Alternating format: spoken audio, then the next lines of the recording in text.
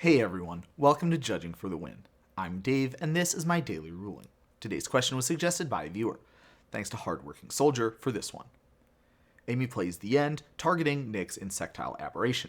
While she's searching, can she find an exile Nick's Delver of Secrets, which is the front face of this card? Okay, so if you've been a fan of the channel for a while now, you probably already know that double-faced cards have two sets of characteristics. On the battlefield, the game looks at the characteristics of whichever face is up, which means that a Maelstrom Pulse would be able to kill all Delvers or all Aberrations, but not some of each.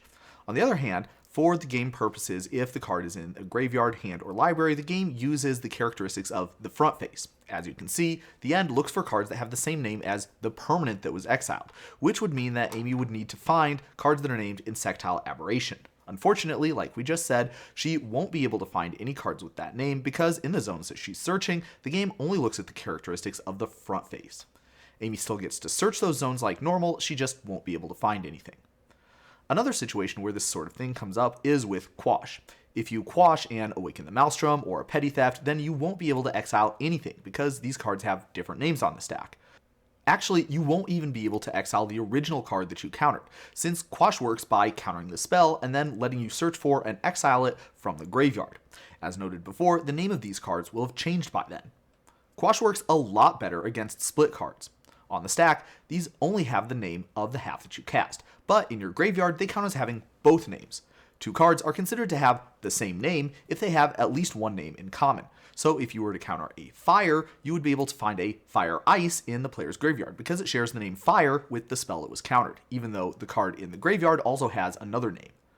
I guess the only other thing left to talk about would be no-name cards. I don't mean cards that aren't well known, I mean permanents that literally don't have a name. This can happen in a variety of ways, most often by turning something face down. In such a case, the permanent does not have any characteristics at all, except for those defined by the rule or effect that turned it face down. Cards without a name are not considered to have the same name or a different name as anything else, including other cards that also do not have a name.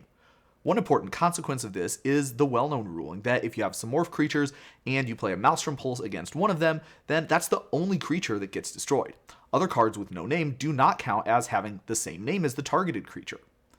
Suppose we had some way to make a face-down morph creature into a demon.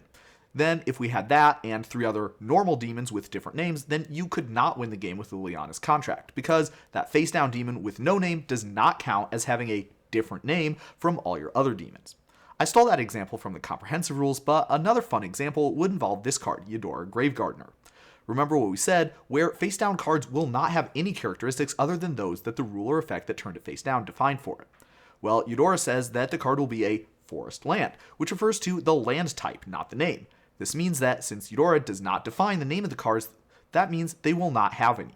So if you were to have a Field of the Dead and 5 other lands with different names, then you would not get a token when Yedora brought back a creature, again because the land with no name would not constitute a 7th land with a different name. But that's all I have for you today. How did you do? Join me again next time for another daily ruling, but until then, I hope you have a great day.